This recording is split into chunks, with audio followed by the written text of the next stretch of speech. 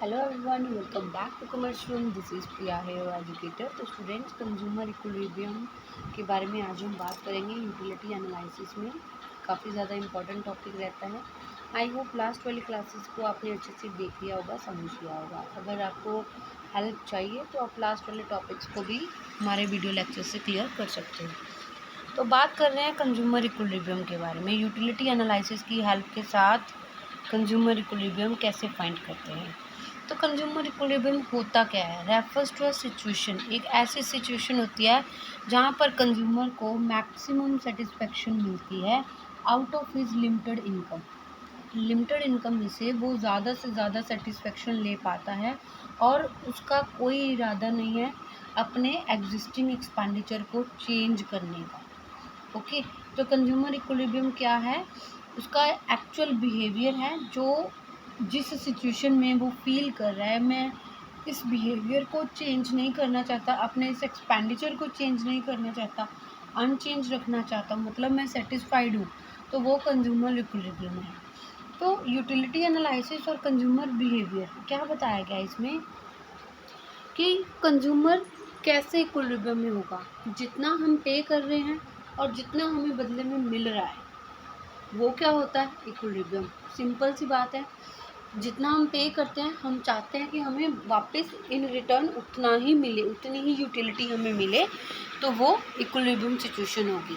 तो utility analysis काफ़ी ज़्यादा हेल्पफुल है कंज्यूमर बिहेवियर को स्टडी करने के लिए, क्योंकि इसका जो लॉ है, लॉ ऑफ मैक्सिमम सेटिस्फेक्शन, इसमें हमने लास्ट वाली क्लासेस में क्या डिस्कस किया था कि कंज्यूमर ट्राई करता है अपनी लिमिटेड इनकम को अलग अलग चीज़ों के ऊपर परचेज करने के लिए, ताकि उसको ज़्यादा से ज़्यादा सेटिस्फेक्शन मिल सके। In the field of exchange also consumer क्या करता है? सब्स्टिट्यूट करता है गुड्स को। किसको? गिविंग मोर यूटिलिटी, जो ज़्यादा यूटिलिटी मिलती है किसके साथ? लेस यूटिलिटी के साथ। कब तक? जब तक उसकी जो मार्जिनल यूटिलिटी है सारी गुड्स की क्या हो जाती है? इक्वल हो जाती है। लास्ट क्लासेस में हमने डिस्कस किया था। तो वो सब्स्टिट्यूट कब तक करता है? जब तक उसकी जो मार्जिनल यूटिलिटी है सारी चीज़ों से मिलने वाली क्या हो जाती है? इक्वल हो जाती है। तो money is also exchange for the goods and services. कहाँ तक हम इसको एक्सचेंज करते हैं? जहाँ पर हमारा एमयू है गुड्स का, MU of goods and services are equal to MU of money to be spent on them. जितना हम खर्चा कर रहे हैं और जितना हमें एमयू मार्जिनल यूटिलिटी हमारी है, वहाँ तक हम क्या करते हैं? स्पेंड करते हैं। तो यूटिलिटी एनालिसिस हमें एक्सप्लेन करता है कि कंज्यूमर का बिहेवियर खाली कंजम्पशन में नहीं, कि कैसे किस किस चीज़ों को लेना है, गुड ए गुड बी कहाँ तक लेना है, जहाँ पर दोनों गुड्स का जो मार्जिनल यूटिलिटी है वो इक्वल हो जाता है। कंजम्पशन में नहीं खाली, बल्कि हमें एक्सचेंज में भी हेल्प करता है और डिस्ट्रीब्यूशन करता है अपने इनकम को, कैसे? सेविंग एंड कंजम्पशन में। तो ये तो यूटिलिटी एनालिसिस के बारे में बताया कि किस तरह से हमें ये हेल्प करता है। इन डिटेल हम आगे स्टडी करते हैं। सबसे पहले अजम्पशन के ऊपर बात कर लेते हैं। अजम्पशन में सबसे पहली अजम्पशन आती है आपके पास रैशनल कंज्यूमर की। रैशनल कंज्यूमर कौन होता है? ऐसा कंज्यूमर जो चाहता है मैक्सिमम सेटिस्फेक्शन लिमिटेड इनकम से। हर कोई पर्सन, सूझबूझ वाला बंदा यही चाहता है कि कम खर्चा करके मुझे ज़्यादा से ज़्यादा सेटिस्फेक्शन मिल सके, या जो मेरी लिमिटेड इनकम है मैं इतना को लगाऊं कि मुझे ज़्यादा से ज़्यादा सेटिस्फेक्शन मिल सके। बेपरवाह वाला बंदा नहीं होना चाहिए कि लग गया तो लग गया, उड़ाने वाला जिसको कह सकते हैं। लिमिटेड इनकम है तो इसको अच्छे से हमने स्पेंड करना है। सेकंड है कार्डिनल यूटिलिटी। कार्डिनल यूटिलिटी को हम नंबर्स में मेज़र कर सकते हो, 1 2 3 4। जिस तरह से हमें फर्स्ट एप्पल खाया तो हमें इतनी यूटिल्स की यूटिलिटी मिली, 10 मिली, 8 मिली। बनाना खाया तो इससे हमें कितने यूटिल्स की यूटिलिटी मिली? 8 की मिली। तो इसको हम नंबर्स में मेज़र कर सकते होने चाहिए, इंडिपेंडेंट होनी चाहिए। कंज्यूमर जो भी यूटिलिटी वगैरह ले रहा है वो डिपेंड करता होना चाहिए इसकी क्वांटिटी के ऊपर, ऑफ दैट वेरी कमोडिटी, कि वो कितनी चीज़ें ले रहा है उसकी क्वांटिटी के ऊपर डिपेंड करता होना चाहिए। It is not affected by the utility derived from the other goods. किसी और चीज़ से मिलने वाली यूटिलिटी के ऊपर डिपेंड नहीं करता होना चाहिए। मैंने एप्पल कितने खाए हैं? खाली एप्पल की बात करें, एप्पल की यूटिलिटी को काउंट करना है, इंडिपेंडेंट यूटिलिटी होनी चाहिए। इसका इफेक्ट बनाना की यूटिलिटी के ऊपर नहीं होना चाहिए, या बनाना की यूटिलिटी का एप्पल की यूटिलिटी के ऊपर नहीं होना चाहिए, इंडिपेंडेंट होना चाहिए। मार्जिनल यूटिलिटी ऑफ मनी क्या होनी चाहिए? कांस्टेंट होनी चाहिए, ये ना कम होनी चाहिए ना ज़्यादा होनी चाहिए। तो उसके बाद आता है फिक्स्ड इनकम एंड प्राइस। जो प्राइसेस हैं, इनकम है कंज्यूमर की वो भी फिक्स्ड रहेगी और प्राइसेस भी फिक्स्ड रहेंगे, और मनी जो है मार्जिनल यूटिलिटी वो भी आपने क्या रखनी है यहाँ पे? कांस्टेंट रखनी है। टेस्ट भी कांस्टेंट होना चाहिए। टेस्ट का मतलब वो फैशन एंड ऑल, इसके कारण नेचर उसका चेंज नहीं होना चाहिए, क्लाइमेट के कारण चेंज नहीं होना चाहिए, बस जो चीज़ के ऊपर वो स्टक कर रहा है वही होना चाहिए, उसका टेस्ट नहीं चेंज होना चाहिए, जो उसने लेना है बस वही लेना है। और उसके बाद उसे परफेक्ट नॉलेज होनी चाहिए किसके बारे में? कि अपनी इनकम को डिफरेंट गुड्स के ऊपर कैसे स्पेंड करना है और कितना खर्चा करके उसको हाउ मच यूटिलिटी, कितनी यूटिलिटी उसको चाहिए, ताकि उसको फील हो सके कि मुझे इसी सिचुएशन पे रहना है, यहाँ से चेंज नहीं करना है। ओके, आई होप ये सारी अजम्पशंस आपको क्लियर होंगी। अब बात कर लेते हैं कंज्यूमर इक्विलिब्रियम को डिटर्मिन कैसे करते हैं। तो सबसे पहले single commodity with single use one use. तो एक ही कमोडिटी के बारे में बात करेंगे। इसमें आपको क्या बताया गया है कि इक्विलिब्रियम सिचुएशन ऐसी सिचुएशन है जहाँ पर कंज्यूमर जो है मैक्सिमम सेटिस्फेक्शन लेता है। कैसे? Bye consuming the single commodity with single use. एक प्रोडक्ट को एक ही तरह से यूज़ करना है। मिल्क उसने लिया है, अगर डायरेक्टली ड्रिंक करने के लिए तो उसको डायरेक्टली ही ड्रिंक करना है, उसका कर्ड वगैरह नहीं बनाना, कुछ नहीं करना। और When a consumer buys a commodity and he pays price for it, जब भी कोई पर्सन चीज़ लेता है, कमोडिटी को परचेज करता है, तो उसके लिए प्राइसेस पे किए जाते हैं। Okay, for each unit of commodity he makes a sacrifice in the terms of price. हर एक यूनिट के लिए वो क्या करता है? सेक्रीफाइसेस करता है प्राइसेस के रूप में, क्योंकि उसको पैसे देने पड़ रहे हैं वहाँ पर। तो इन रिटर्न सम यूटिलिटी भी उसको मिलती है हर एक यूनिट से। ओके, तो जैसा कि हमने DMU में स्टडी किया था कि यूटिलिटी जो है, जैसे जैसे हम यूनिट्स को बढ़ाते जाएंगे हमारी जो यूटिलिटी है वो डिमिनिश होती जाएगी।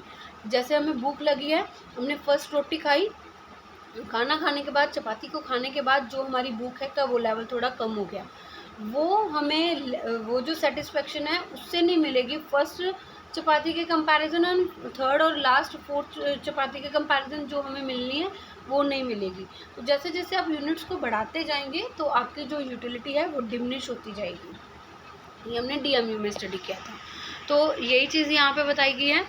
And on the other hand, according to the assumption of this law, utility of money paid in the price of each unit of commodity remains constant। तो जो यूटिलिटी मनी की है वो कांस्टेंट होनी चाहिए, ये ना बढ़नी चाहिए ना कम होनी चाहिए।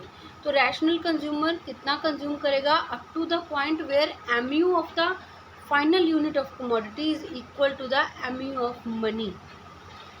जितना वो प्राइस पे कर रहा है, जितनी उसको मार्जिनल यूटिलिटी उस प्रोडक्ट को यूज़ करके मिल रही है, वो उतना ही पे करेगा।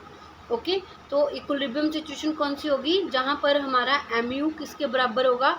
लास्ट यूनिट का MU हमारा बराबर होगा जितना उसने प्राइस पे किया है, जितने एफर्ट्स किए हैं, जितना उसने खर्चा किया है, तो उसके बदले में उसको उतनी मार्जिनल यूटिलिटी मिल रही है, तो उसको हम इक्विलिब्रियम की सिचुएशन कहेंगे।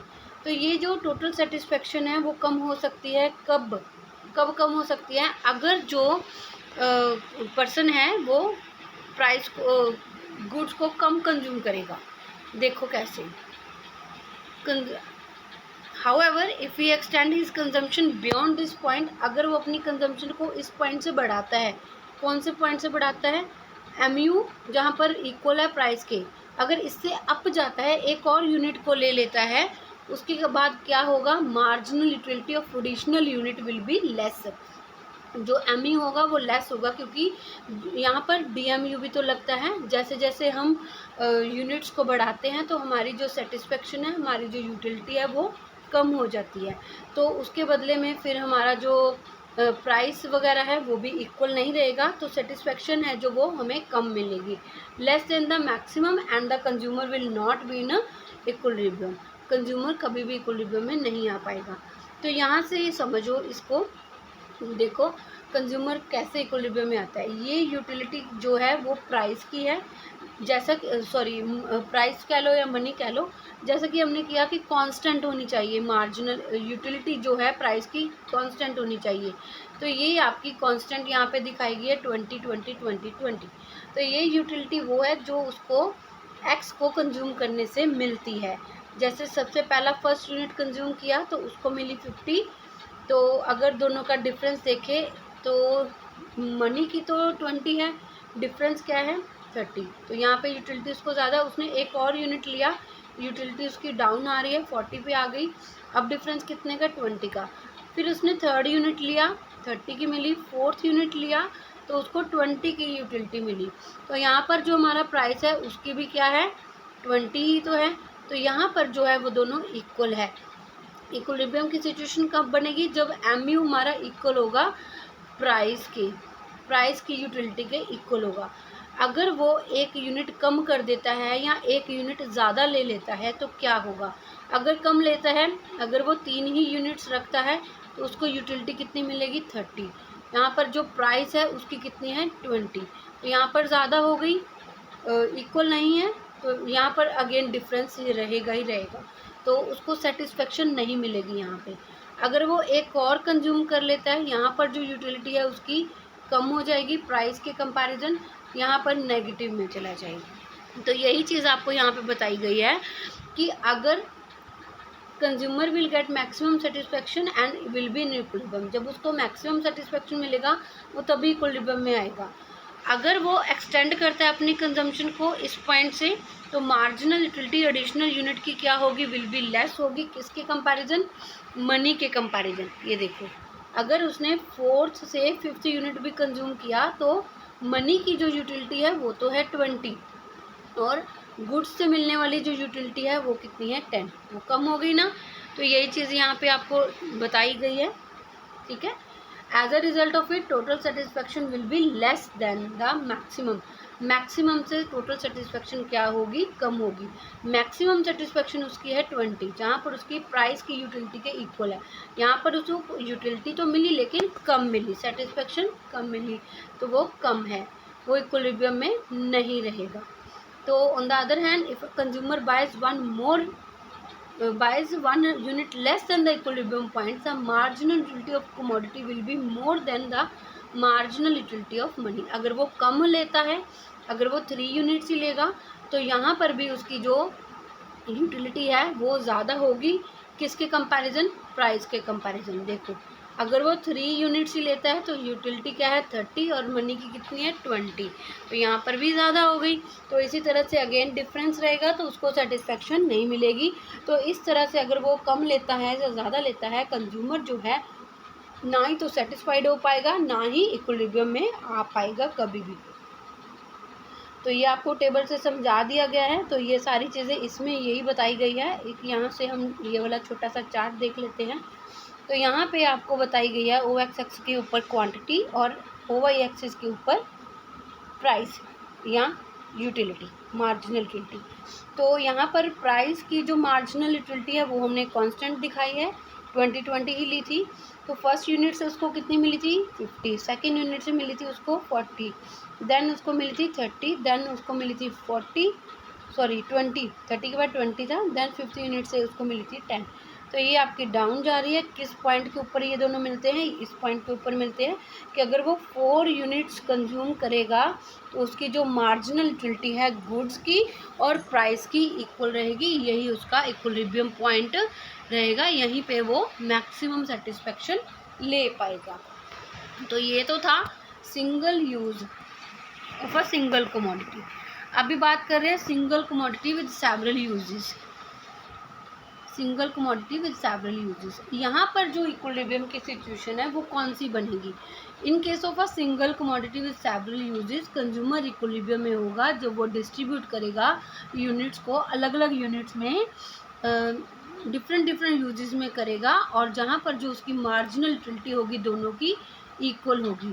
मार्जिनल यूटिलिटी ए को यूज़ करने पे और मार्जिनल यूटिलिटी बी में यूज़ करने में। जब दोनों यूजेस से उसको जो यूटिलिटी है वो इक्वल मिलेगी तो हम कह सकते हैं कि वो इक्विलिब्रियम में आ जाएगा। तो ये देखो टेबल में आपको समझाया गया है, क्वांटिटी है लीटर्स में, ऑयल है, तो जो पर्सन है वो इस ऑयल को यूज़ करना चाहता है स्टोव में और लालटेन में। तो वो किस तरह से यूज़ करेगा? अगर उसने 1 लीटर ऑयल का यूज़ किया स्टोव में, तो उसको स्टोव में यूज़ करने के लिए 10 यूटिल्स की यूटिलिटी मिली। अगर यही वो 1 लीटर जो है लालटेन में यूज़ करता है तो उसको 8 यूटिल्स की मिलेगी। तो यहाँ पर जो 1 लीटर है वो कर देता है कंज्यूम किसमें? स्टोव में कर देता है। सेकंड उसने यूज़ किया 8 यूटिल्स की मिली और लालटेन में यूज़ करने से उसको कितने की मिली? 6 यूटिल्स की मिली। थर्ड लीटर को यूज़ करने में 6 एंड देन यहाँ पे 4। इसी तरह से उसने सारा डिस्ट्रीब्यूट कर दिया। अब लॉ के अकॉर्डिंग, इस लॉ के अकॉर्डिंग हमने सेटिस्फेक्शन कहाँ पे लेनी है? जहाँ पर दोनों को यूज़ करने से यूटिलिटी जो है वो इक्वल आती है। अगर वो 3 लीटर ऑयल को यूज़ करता है स्टोव में तो यहाँ पर उसको यूटिलिटी मिलती है 6 यूटिल्स की। अगर 2 लीटर ऑयल को यूज़ करता है लालटेन में तो यहाँ पर जो यूटिलिटी है उसको 6 यूटिल्स की मिलती है। तो कहने का मतलब ये दोनों यहीं पे इक्वल आ रहे हैं। तो 3 लीटर है जो उसको स्टोव में यूज़ करना चाहिए और 2 लीटर है जो उसको लालटेन में यूज़ करना चाहिए। यही उसकी इक्विलिब्रियम सिचुएशन बनेगी। तो हमारे लॉ के रूल के अकॉर्डिंग क्या है, MU का जो यूज़ हमने किया स्टोव में यूज़ करने से मार्जिनल यूटिलिटी जो हमें मिली और जो हमें मार्जिनल यूटिलिटी लालटेन में यूज़ करने से मिली, दोनों की क्या होनी चाहिए? इक्वल होनी चाहिए। वो 6 हमें मिल गई है 3 लीटर और 2 लीटर में। इस तरह से हमने डिस्ट्रीब्यूट करना है। अब यहीं पे आता है सीधा पॉइंट पे। तो अगर वो इस तरह से यूज़ करता है, डिस्ट्रीब्यूशन को करता है केरोसिन ऑयल को, डिफरेंट उसको टोटल यूटिलिटी कितनी मिलती है? 10, 8 + 6 + 8 + 6। ये कौन से लिए गए हैं? ये वाले लिए गए हैं। 10 + 8 + 6 + 8 + 6 इसको यूज़ करता है तो उसकी जो टोटल यूटिलिटी है वो कितनी है? 38 यूटिल्स की है। Which will represent the maximum satisfaction to the consumer.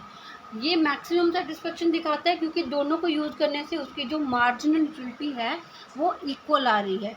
अगर ये चेंज करता है, थोड़ा सा भी डिफरेंट करता है केरोसिन ऑयल को यूज़ करने में, तो 1 लीटर मान लीजिए वो और यूज़ कर लेता है स्टोव में और लालटेन में फिर उसके पास कम रह गया। 5 लीटर टोटल था, अगर 4 लीटर स्टोव में यूज़ कर देगा और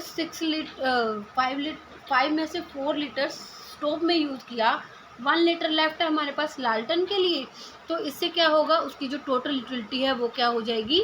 डाउन हो जाएगी। देखो किस तरह से, ये शायद हमने लास्ट वाली क्लास में भी ऐसा ही कुछ चार्ट डिस्कस किया था। उसको गेन कितने का हो रहा है? 4 यूटिल्स का, लेकिन वो सेक्रीफाइस कितने का कर रहा है? 6 यूटिल्स का, क्योंकि यहाँ पर 1 लीटर तो सिर्फ 8 ही बचेगा ना, 8 यूटिल्स की बचेगी। तो इस तरह से उसकी जो टोटल यूटिलिटी है वो कम हो जाएगी। कितनी हो जाएगी? 36 यूटिल्स की हो जाएगी, पहले थी 38। तो इक्विलिब्रियम सिचुएशन उसकी क्या होगी? जब वो इस तरह से डिस्ट्रीब्यूट करेगा जहाँ पर जो मार्जिनल यूटिलिटी है दोनों की सेम रहने वाली है। अगर वो 3 लीटर यूज़ कर रहा है यहाँ पे तो मार्जिनल यूटिलिटी डी पॉइंट पे मिल रही है और यहाँ पर 2 लीटर अगर यूज़ करता है लालटेन में तो सी पॉइंट पे मार्जिनल यूटिलिटी उनकी मिल रही है। तो ये था equilibrium with several uses. I hope यहाँ तक आपको क्लियर होगा। तो कंज्यूमर को इक्विलिब्रियम सिचुएशन मिल गई है और मैक्सिमम सेटिस्फेक्शन होता है कब? अगर वो इस तरीके से डिस्ट्रीब्यूट करेगा गुड्स को, जब उसकी जो मार्जिनल यूटिलिटी है दोनों यूजेस से कह लो ए और मार्जिनल यूटिलिटी है जो बी से मिलने वाली है वो इक्वल हो जाती है। तो आई होप यहाँ तक आपको क्लियर होगा। यहाँ पर जो है कंज्यूमर इक्विलिब्रियम में भी रहता है और मैक्सिमम सेटिस्फेक्शन भी उसको रहती है। आज हमने 2 ही पॉइंट डिस्कस किए हैं, सिंगल कमोडिटी विद 1 यूज या कह लो single use, single commodity with several uses. तो नेक्स्ट क्लास में हम डिस्कस करेंगे सेवरल कमोडिटीज़ को हमने यूज़ करना है एंड देन इसका क्रिटिसिज्म वगैरह करके हम इस चैप्टर को डन कर देंगे। तो मिलते हैं हमारे नेक्स्ट क्लास में। अभी तक आपने हमारे चैनल को सब्सक्राइब नहीं किया तो सब्सक्राइब जरूर कीजिए स्टूडेंट्स। हमारी क्लासेस अच्छी लगती है तो हमें लाइक ज़रूर कीजिए और हमारे चैनल को शेयर ज़रूर कीजिए। Thank you so much students, मिलते हैं हमारी नेक्स्ट क्लास में।